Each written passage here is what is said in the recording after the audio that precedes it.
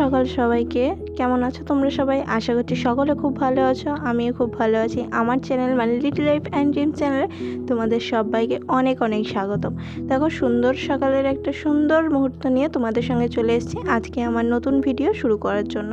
সকালবেলা প্রথমেই ঋষির দুধটা গরম করে নিচ্ছি। ওদিকে তোমাদের দাদাভাই তো অলরেডি চলে গেছে চাটা খেয়ে। তো দুধটা বেশ কিছুক্ষণ রাখা ছিল, নেওয়ার পরে বেশ কিছুক্ষণ রাখা ছিল। তো ঋষি বলল যে ওর খিদে পেয়েছে, তো সেই কারণে এখন আমি দুধটা গরম করতে চলে এসেছি।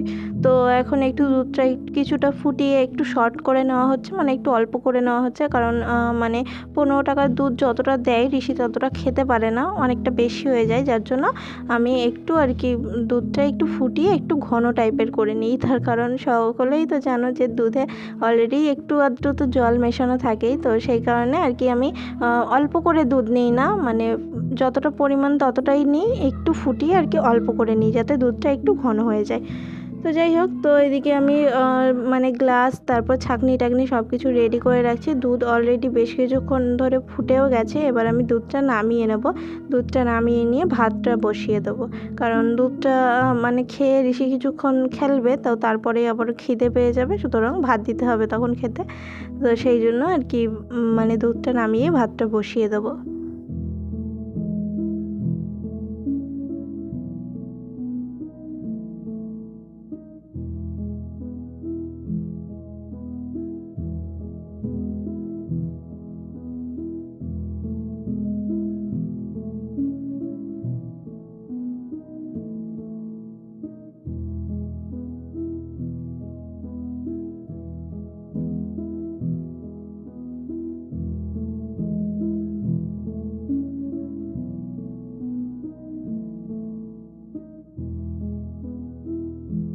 ওদিকে দুধটা দিয়ে দিলাম ঠান্ডা করার জন্য, আর এদিকে ঋষির মাথায় আমি তেল দিয়ে নিচ্ছি। তার কারণ গতকাল ওকে শ্যাম্পু করিয়েছিলাম, তো তেল দেওয়া হয়নি, ভুলে গেছিলাম। তো আজকে ভাবলাম সকালবেলাটাই দিয়ে দিই। বেসিক্যালি আমি ওকে সকালবেলা তেল দিই না, রাত্রেবেলা যখন তোমাদের দাদাভাই আমার মাথায় যখন অয়েল ম্যাসাজ করে দেয়, তোমরা দেখেছো আমিও ঋষির মাথায় অয়েল ম্যাসাজটা করে দিই। তো সেই টাইমেই তেলটা দেওয়া থাকে। আদারওয়াইজ ওকে আমি স্নান করানোর পরে তেলটা দিই, যাতে মাথায় তেলটা অনেকক্ষণ থাকে। তো আজ মানে কালকে যেহেতু দেওয়া হয়নি, ভুলে গেছি, তো রাত্রেবেলাও দেওয়া হয়নি, ভাবলাম আজকে সকালবেলাটাই দিয়ে নিই। যতক্ষণ থাকে ওই 12টা 12:30 পর্যন্ত, মানে স্নান করানো পর্যন্ত যতক্ষণ থাকে থাকুক। আর ওর মাথায় আমি তো ওই তেলটাই দিই যেটা আমি ইউজ করি, আদিবাসী হেয়ার অয়েল। তো ওটাই দিচ্ছি, বিকজ আমি মানে চাইছি ঋষির চুল মাথায় এমনি ওর অনেক চুল, তো মানে যেহেতু কাটিয়ে দিয়েছিলাম, তো তো একটু ছোট ছোট আছে, যাতে পুজোর মধ্যে একটু তাড়াতাড়ি চুলটা গ্রো করে, যাতে একটু তাড়াতাড়ি বড় হয়ে যায়।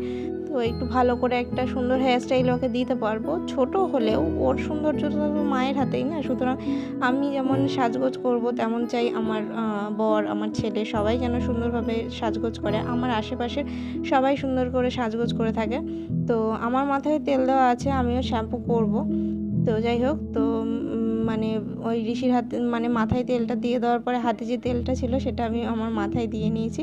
আর দেখো, ওদিকে ঋষির কপালে একটু লেগে গেছিলো বলে, তো আমি মানে হাতের কাছে কিছু পাইনি বলে নাইটি দিয়ে সেটাকে মুছে নিয়েছি।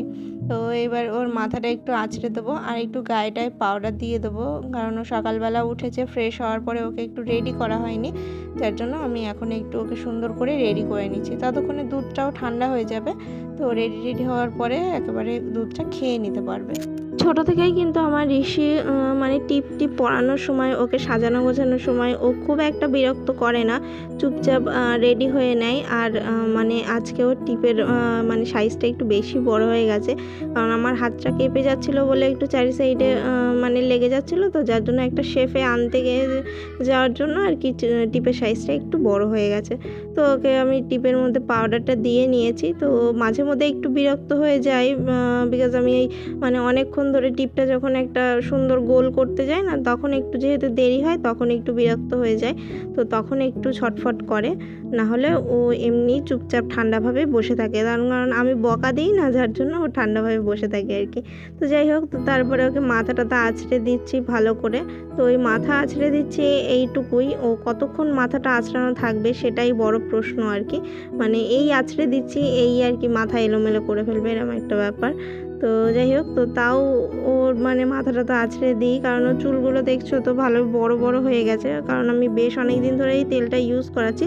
এমনিতেই ঋষির মাথার চুল ওর বাবার মতো, মানে খুব তাড়াতাড়ি বাড়েও, প্লাস ওর মাথার চুল প্রচুর ঘন, তো ওর বাবার মতো আর কি। তো তার সত্ত্বেও তবু আমার ইচ্ছে হলো যে আমি যেহেতু মাখছি সুতরাং আমার ছেলেটাকেও একটু মাখাই। আর ওর বাবাকে বলেছিলাম মানে এই তেল মাখতে, বাট ওর বাবা বললো ও এমনিতেই ওর মাথায় যে চুল আছে ও সেটাকেই ঠিক করে মানে সামলাতে পারে না, মেনটেন করতে পারে না। তো এই তেল মাখলে ওর মাথায় আরও চুল ভর্তি হয়ে যাবে, হয়তো ও সেগুলোকে আরও বাজে হয়ে যাবে চুল, ও ঠিকঠাক মেনটেন করতে পারবে না। তো সেই কারণে ও ওই ভয়ে আর ওই আমার তেলটা ও আর ইউজ করে না, ওটা শুধুমাত্র আমি আর ঋষি মাখি।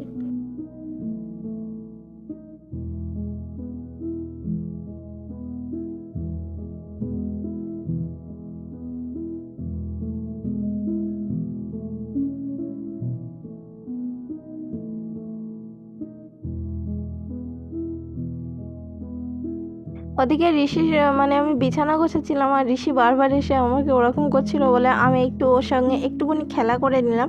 মানে রান্নার ফাঁকে বা কাজের ফাঁকে ফাঁকে এরকম একটু বাচ্চাদের সঙ্গে সময় কাটালে ওদেরও ভালো লাগে, প্লাস মানে যারা সময় কাটায় ধরো মা বাবা বা অন্য আরও যারা সব আদার্স লোক আছে তাদেরও মনটা একটু ভালো হয়ে যায়। আর যেহেতু আমরা বড়রা সবসময় কাজের মধ্যে থাকি, বাচ্চাদেরকে সঠিক মানে ঠিকঠাক টাইম আমরা দিতে পারি না। তো এরকমভাবে যদি কাজের মাঝখানে একটুখানি করে টাইম দেওয়া যায় তো ওরাও বেশ একটু ভালো থাকে, ওদের মনেও একটা কোনো মানে একটা চাপ সৃষ্টি হয় না যে বাবা মা আমাকে সময় দিচ্ছে না বা কিছু। ঋষি হয়তো এখন ছোট, অত কিছু বোঝার মতো সময় মানে বয়স আসেনি, কিন্তু তবুও বয়স হয়নি বলে যে ওর সঙ্গে এরকম ব্যবহার করতে হবে সেটা কোনো মানে নেই। তো আমি কাজের মধ্যে মধ্যে ঋষিকে একটু আদর করি, ওর সঙ্গে একটু খেলাধুলো করতেই থাকি। আর এখানে তো দেখলেই যে তোমাদের দাদাভাই এসছে, আসলে এসছে মানে কাজের থেকে এসেছে, তার কারণ হলো বাড়ির সামনে এই যে রেশন দিচ্ছিল, যে দুয়ারে সরকার যেটা আর কি, তো সেটা দিচ্ছিল। ওই আমার শ্বশুরবাড়ি ওখানে দিচ্ছিল, দেওয়ার কথা ছিল, বাট সেদিন দিভাই বললো যে আসেনি দুয়ারে সরকার, মানে রেশন বসেনি, সেই জন্য সেদিন তুলতে পারিনি। তো আমাকে বলেছিল যে এই বাড়ির সামনে যখন দেবে তখন বলবা আমাকে, তো সেই কারণে আমি ওকে ফোন করে দিয়েছিলাম, দেনও চলে এসেছিলো রেশন তোলার জন্য। আর এদিকে দেখো আমি মশলা টশলা করে সব রেডি করে রেখেছি রান্নার জন্য, এখানে মশলা আছে, ওখানে মাছটাও রাখা রয়েছে, আজকে রান্না হবে লোটে বেলে মাছ।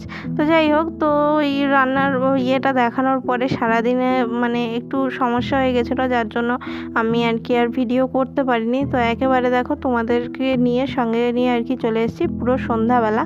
তো সন্ধ্যাবেলা চলে এসেছে তোমাদের দাদাভাই, ও স্নান টান করেছে, যেহেতু আমি তোমাদেরকে বলেছি যে এখন আমি পুজো দিতে পারছি না, তো এখন ওই পুজো দিচ্ছে আর কি। তো পুজো দেওয়া সন্ধ্যা দেওয়া সেগুলো ওই করছে, আর সেগুলো কাজ থেকে আসার পরেই একেবারে হচ্ছে।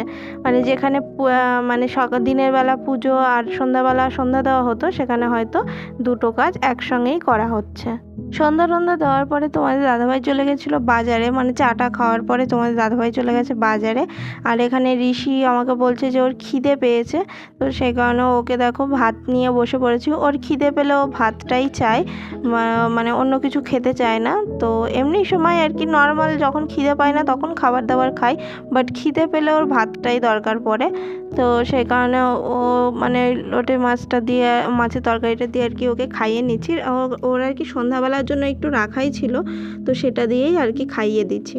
তো আর রাত্রেবেলা রান্নার জোগাড় আছে আবার। তো দেখো বলতে না বলতেই তোমাদের দাদাভাই চলে এসেছে বাজার থেকে, আর ওকে আমি বেশ কয়েকদিন ধরে বলছিলাম যে আমার রান্নার এইখানে একটা লাইট লাগিয়ে দিতে, বিকজ আমি মানে যখন ভিডিও টিডিও শ্যুট করি তো তখন এই লাইটের জন্য একটু প্রবলেম হয়।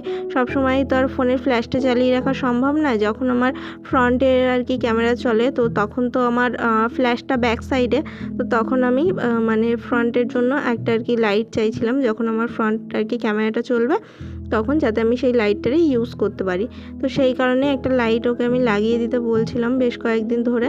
তো ও আজকে নিয়ে এসছে লাইটটা, আর এখানে লাইটটা এই যে সেট করছে এই মানে এই কাঠটার উপরে মানে পেরেক মেরে আর কি দেবে। আর এই দেখো সঙ্গে ঋষিও শুরু করেছে কাজ, ওর বাবা যে কাজ করবে ওর তো সেই কাজ করতেই হবে, নাহলে ওর চলবে না, ওর পেটের ভাত হজম হয় না যেটা বলতে পারো আর কি বাংলা ভাষায়।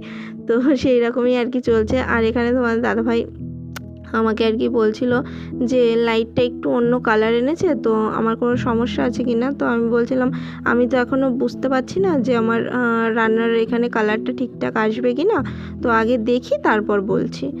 এদিকে দেখো আমার তরকারি অলরেডি হওয়ার সময় এসে গেছে, তো এদিকে মানে এখন গরম মশলাটা দিয়ে জাস্ট নামাবো। আর ওদিকে ভাতও হচ্ছে। আর হচ্ছে আমার মায়ের বাড়িতে ভাইয়ের জন্য আর দিদার জন্য তরকারি দেবো বলে একটু তাড়াহুড়ো করছি আর কি, কারণ দিদারা তাড়াতাড়ি খেয়ে নেয়। তো যাই হোক, এখানে তরকারি হতে থাকুক আর রাত্রেবেলা তারপরে খাওয়া দাওয়া শুরু করব। তো চলো, ভিডিওটা আজকে এখানেই শেষ করছি। ভিডিও ভালো লাগলে লাইক কমেন্ট শেয়ার করে দিও। তোমরা যারা আমার চ্যানেল নতুন তারা চ্যানেলটাকে সাবস্ক্রাইব করে দিও। আজকের মতো এখানেই টাটা, কালকে দেখা হবে নতুন কোনো ভিডিওর সঙ্গে। আজকের মতো শুভরাত্রি।